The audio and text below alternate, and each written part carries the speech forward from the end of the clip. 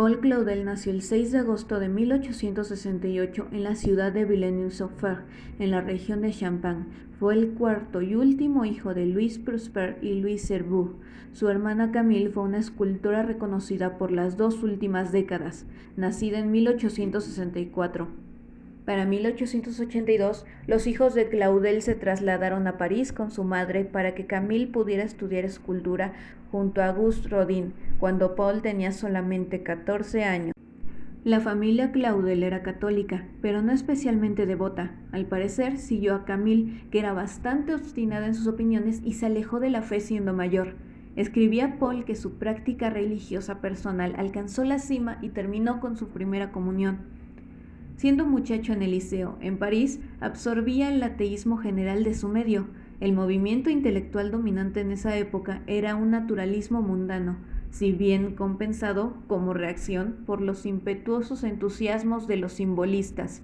Claudel era desde joven un lector voraz. Comenzó a escribir a temprana edad. Se dice que ya escribía poemas de cierto tipo a los 5 o 6 años y tuvo claro sentido de ser poeta por vocación teniendo solo 13 años. Pero su verdadero despertar a la poesía se produjo en el año que sería más significativo en su vida. En 1886, Claudel descubrió a Rimbaud, un poeta francés simbolista, célebre por su poesía transgresiva y temáticas surreales.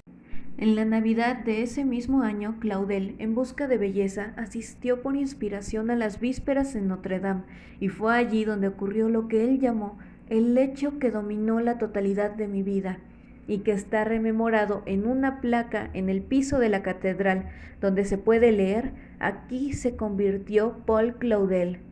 Mientras cantaban el Magnificat, mi corazón se conmovió y creí.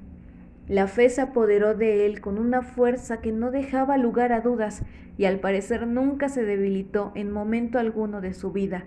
Cuando regresó esa noche a su hogar, había sobre una mesa una Biblia regalada a Camille por uno de sus amigos protestantes, lo cual Claudel interpretó como clara señal de la intervención divina.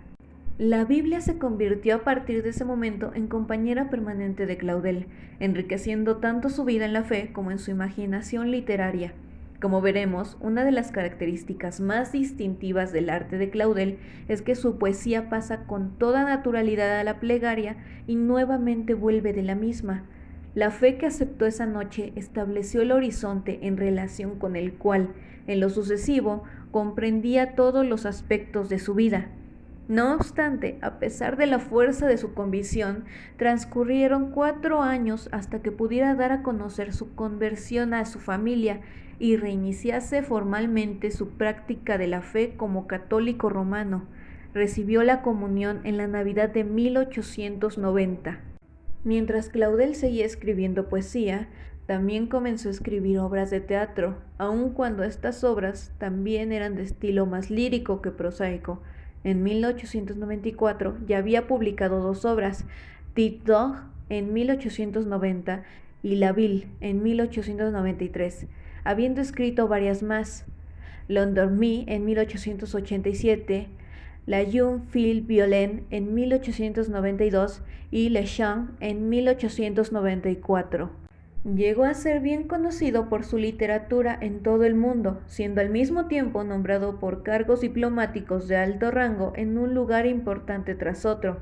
Ocupó diversos puestos en China, donde escribió el ensayo Connaissance du l'Est en 1900 y un drama oriental, Le Repos du Septième Jour. En 1900 volvió a Francia por un año. Publicó Le Havre en 1901, que reunían sus 5 dramas anteriores, y comenzó Las Musas, texto que abre las 5 grandes odas. Un retiro en un monasterio benedicto se saldó con la vuelta a las tentaciones del mundo. Embarcado en un transatlántico con destino a China, Paul Claudel vivió una gran pasión con la que sería su esposa, Renée Saint, hija de un arquitecto, y que se reflejó en su drama Partición de Mediodía en 1906.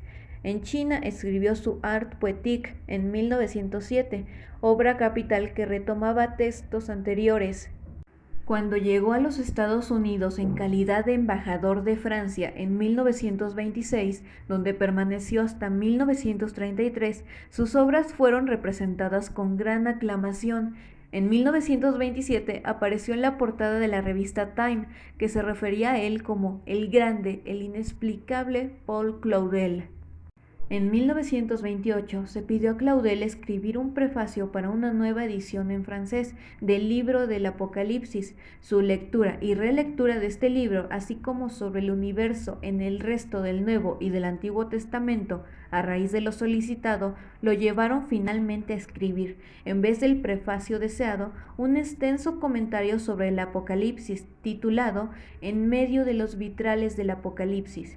Esto fue el comienzo de una serie de comentarios sobre las escrituras, que constituyeron la ocupación principal en su actividad poética durante los últimos años de su vida.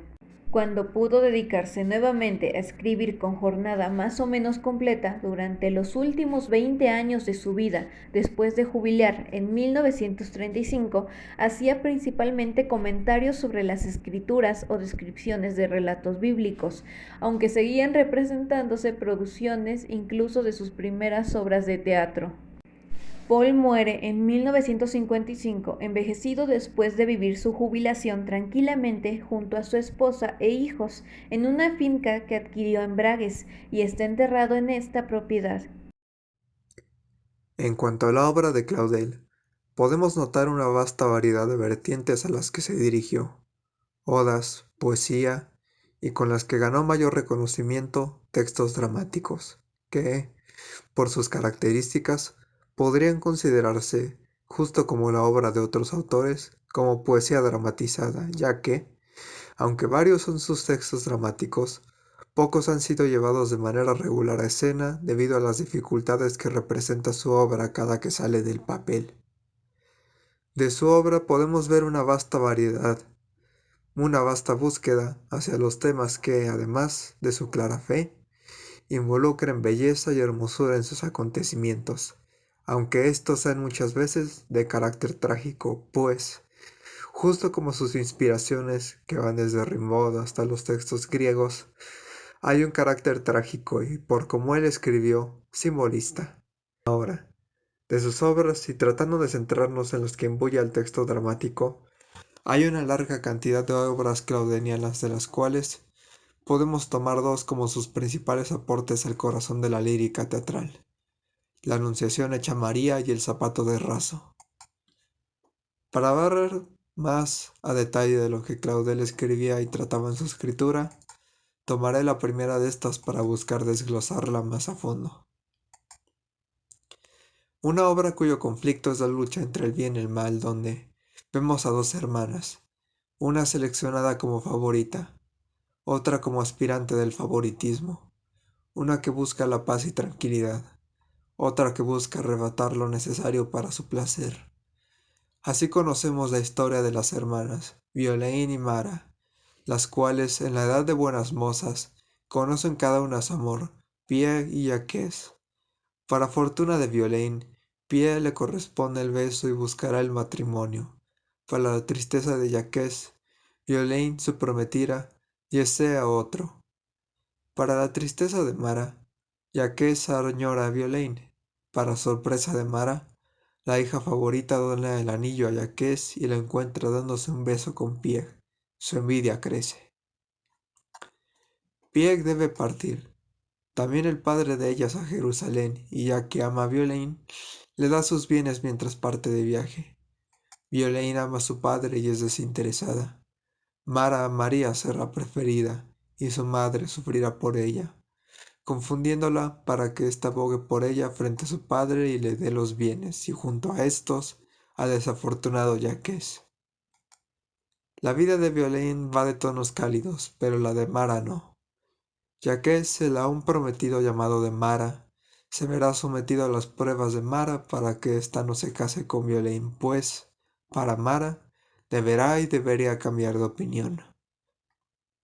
Tras el giro del rompimiento entre Violaine y Jacques, debido al anillo regalado, Mara sufre la desgracia. Pierde a su hija y Violaine será el centro sobre el cual descargará toda su rabia y tristeza. Mara empuja a Violaine a una zanja, pero llega el padre de estas y el giro final. Lamentablemente Pierre, el amante de Violaine, era leproso, y ahora Violaine también lo es. Se apiadan de ella y ahora el padre acepta a Mara y la una ya que es. Violaine fallece y Mara deberá enfrentar su enojo y tristeza, ahora que su hermana ha fallecido frente a ella. La segunda de las obras de Paul, El zapato de raso, para ser breve pero contarles detalles importantes de la trama y las búsquedas del poeta, escuchamos a un sacerdote jesuita rezar, rogar por sus seres queridos, los cuales de una manera escuchan las plegarias y todos pasan por la misma idea, sea en plegarias o por otro medio, así, llegando el poeta Claudel a expresar la idea de conexión divina entre todo lo que rodea el todo. Incluso después, cuando doña Prougés conoce por instantes el purgatorio gracias a un ser alado, vemos exclamaciones de la tela que conecta con palabras claras al alfa y al omega, al todo.